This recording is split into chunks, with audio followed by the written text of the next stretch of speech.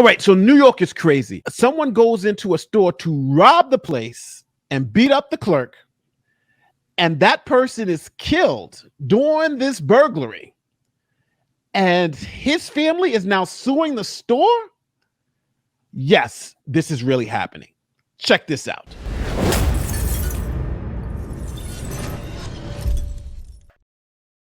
All right, so this story is from the state of New York, city of New York, and I got to give you a little background so you know what's going on. So back on July 1st, Jose Alba was working at a bodega when a woman and a child came in.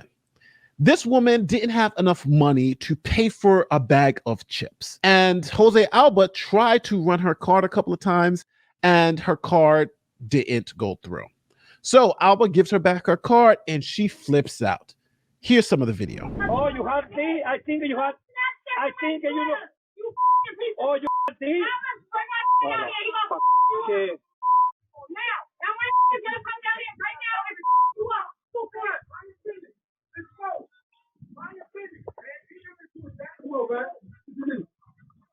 That's not my fault. You're not working. That's not my fault. You're not working.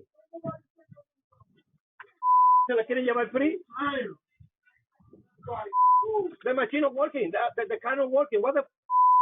So then after that occurred, she leaves the store, and when she's leaving the store, she says she's going to go get her boyfriend or husband to come back and beat up the clerk.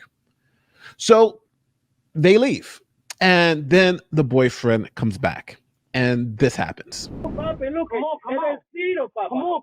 Papa. What's up with you? I don't want a problem, Papa. What's wrong with you? I know doing that little girl. Why you snatch anything I ain't? He's coming here. He's coming here right now. So as you see, he runs behind the counter. He starts roughing up the clerk, tries to move the clerk to another location. The clerk grabs a knife for protection. And unfortunately, the young man who went behind the counter to beat up the clerk is killed.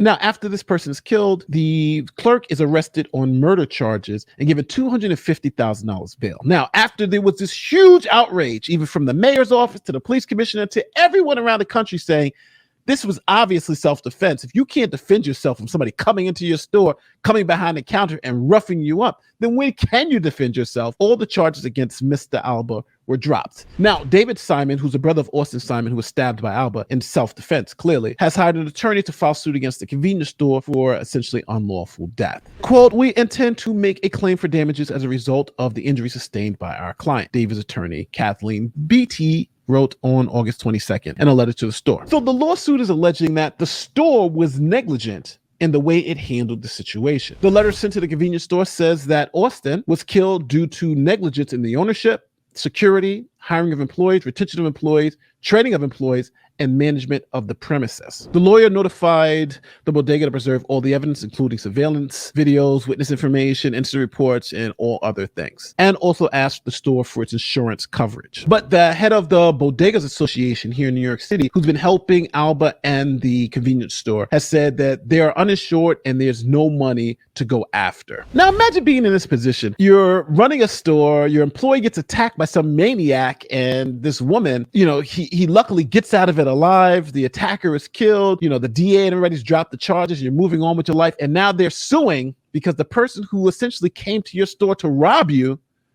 was killed in the furtherance of that criminal activity. They're now suing you for wrongful death. That's essentially what's going on. Now, the head of Bodega Association says while they hope the lawsuit won't move forward, they feel confident that the jury would rule in their favor because this was a simple self-defense claim. Now, it's interesting enough to note, in early August, Alba actually quit the store and moved back to the Dominican Republic from where he's from, the owner told the Post. And the attorney for the plaintiff, the brother of the slain robber, didn't return any comments to the Post. At the end of the day, what do we have?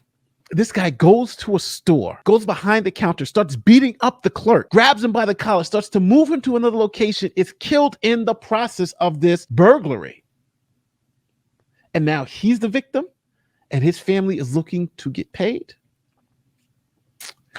Only in America and only in New York. Let me know what you think about this story. Should the burglary suspect get paid millions of dollars for this unlawful killing, as they're saying? Or do you think any person with any common sense on that jury is going to deny these claims? And matter of fact, I don't even think it should get to a jury. I don't think this should even get to the jury. But again, we'll see. New York is a crazy place, and it's got some crazy things happening. So with that said, if you like what I do, you like who I am, don't forget, like, share, subscribe, do all that great YouTube stuff, and I'm going to see you next time. Peace.